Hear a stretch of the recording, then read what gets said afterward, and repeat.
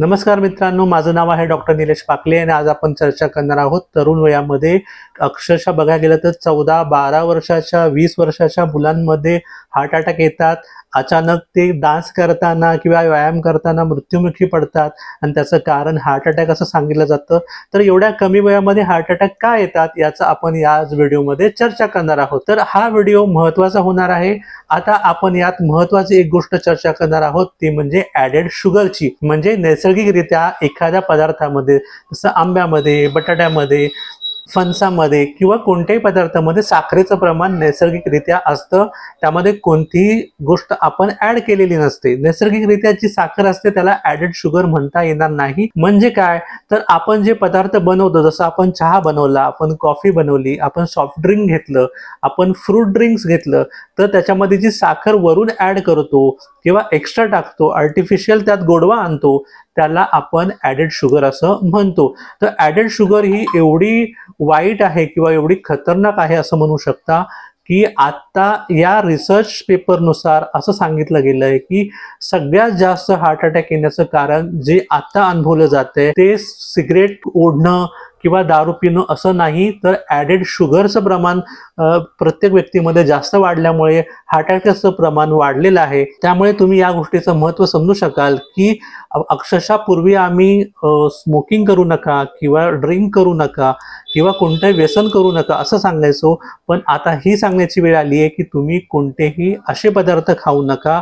किंवा रोज घेऊ नका ज्याच्यामुळे ॲडेड शुगरचं लेवल तुमच्या शरीरामधलं वाढेल। आता सगळ्यात महत्त्वाचं म्हणजे ॲडेड शुगर असणारे पदार्थांची नावं बघूया, म्हणजे तुम्हाला कळेल की आपल्याला कोणत्या गोष्टी टाळल्या पाहिजेत किंवा त्या रेग्युलर बेसिसवरती नाही घेतल्या पाहिजेत। महिन्यातून 2 महिन्यातून एकदा ती सेवन केली तरी चालेल, पण जेवढं टाळता येईल किंवा न घेता येईल याचा प्रयत्न प्रत्येक व्यक्तीने केला पाहिजे।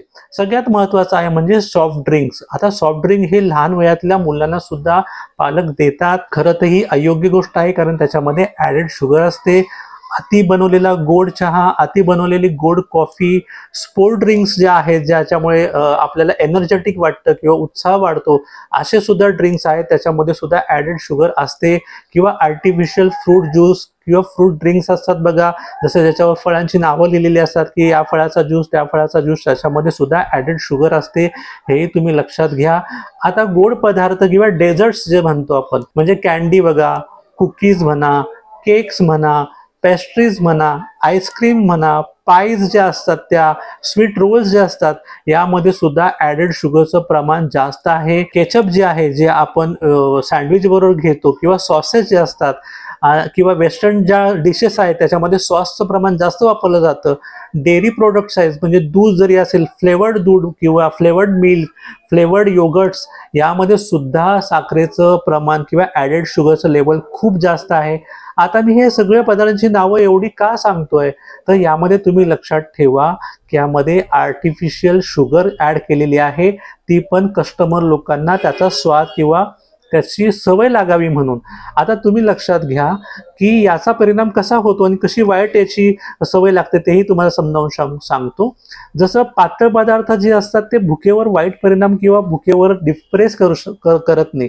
समजा मला भूक लागलेली आहे आणि मला 2 चपात्या खायच्या आहेत आणि त्यावेळेस मी कोल्ड्रिंक पिलं, तर माझ्या 2 चपात्याच्या जेवणावरती काही फरक पडणार आहे, मी 2 चपात्या बरोबर खाणार। पण त्याच्याबरोबर जे तुमच्या सॉफ्ट ड्रिंक मधून गेलेल्या कॅलरीज आहेत किंवा ॲडेड शुगर आहे, हे तुम्हाला फार धोकादायक आहेत। म्हणजे आपण एका जेवणाच्या वेळेस कुठला पदार्थ खाल्ल्याने आपली भूक पण कमी होत असेल तर आपलं जेवण कमी होतं, जेवणात मिळणाऱ्या कॅलरी कमी मिळतात, त्याबरोबर इतर आपण ज्या गोष्टी खाल्ल्यात त्याच्या कॅलरी ॲड होतात, तर ते कॅलरीचं लेवल जरा कमी असतं। पण पातळ पदार्थ ज्याच्यामध्ये ॲडेड शुगरचं लेवल जास्त आहे, असे पदार्थ खाल्ल्यामुळे भुकेवर कोणताही परिणाम होत नाही।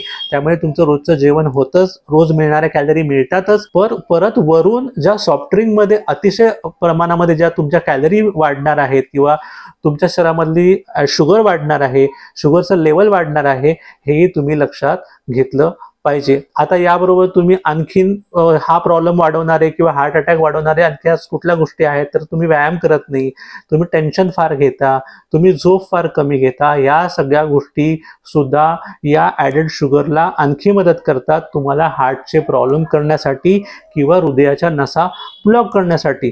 आता हे जे आपण ॲडेड शुगर घेतोय त्यामुळे होते काय गडबड ते आपण बघूया. आपल्या शरीरामध्ये 2 कोलेस्ट्रॉल असतात. एक तर असतं चांगलं कोलेस्ट्रॉल, त्याला गुड कोलेस्ट्रॉल असं म्हणतात, आणि एक असं वाईट म्हणजे बॅड कोलेस्ट्रॉल किंवा चांगली चरबी किंवा वाईट चरबी.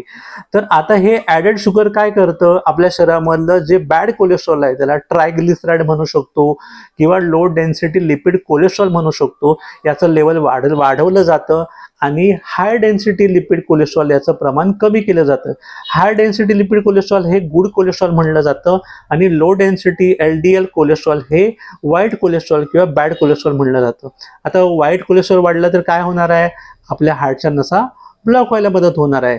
दुसरी गोष्ट आहे की ह्या ॲडेड शुगरमुळे काय होतं, मगाशी सांगितल्याप्रमाणे त्याच्या भुकेवर जास्त परिणाम होत नाही. तुम्ही जेवढं जेवायचं तेवढं कॅलरी घेता, त्यामध्ये तुम्ही ह्या घेतलेल्या एक्स्ट्रा ज्या सॉफ्ट ड्रिंक्स आहेत किंवा इतर ॲडेड शुगरचे पदार्थ आहेत त्याच्यामुळे तुमच्या कॅलरी आणखी जमा होतात आणि कॅलरी वाढल्यामुळे तुमच्या शरीराचं वजन वाढतं, वेट गेन होतं, ओबेसिटी येते किंवा स्थौल्य येतं असं तुम्ही समजू शकता. आणि ओबेसिटी आणि वेट गेन हे हाडासाठी सुद्धा आणि हृदयासाठी सुद्धा चांगले नाहीत, हे तुम्हाला आधीपासूनच माहिती. दुसरी गोष्ट आहे की ॲडेड शुगरमुळे ब्लड प्रेशर, डायबिटीस सारखे आजार होतात आणि ते कोणाला कॉन्ट्रीब्यूट करतात, परत हार्ट अटॅकला कॉन्ट्रीब्यूट करतात. मग ओव्हर कन्झम्पशनमुळे आपण जास्त प्रमाणामध्ये ह्या वस्तू जर सारख्या सारख्या खायला लागलो तर आपल्या शरीरामध्ये इन्सुलिन रेझिस्टंट होतं.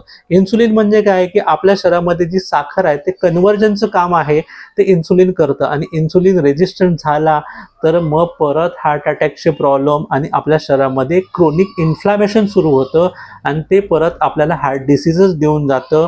हे तुम्ही लक्षात घेतलं पाहिजे. अति प्रमाणामध्ये साखरेचे पदार्थ खाल्ल्यामुळे फॅटी लिव्हर किंवा जे लिव्हरच्या आजूबाजूला फॅट जमा होणं ते परत एक हार्टच्या रिलेटेड कॉन्ट्रीब्यूट करू शकतं. अशा सगळ्या गोष्टी होतात. कुठल्या गोष्टी आपण विकत घेतोय, आपण जिभेचा आनंद विकत घेत नाहीये, तर आपण हार्ट अटॅक विकत घेतो. हे सगळ्या पालकांना समजलं पाहिजे.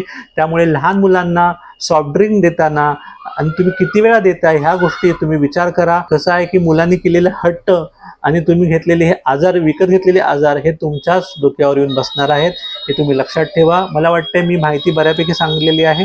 तुम्हाला आणखी कोणती माहिती हवी असेल तर कमेंटमध्ये नक्की मेन्शन करा. या चॅनलला सबस्क्राईब करा. व्हिडिओ आवडला तर नक्की लाईक करा आणि तो तुमच्या मित्रमैत्रिणींना किंवा पालकांच्या ग्रुपमध्ये शेअर करायला विसरू नका. Thank you very much.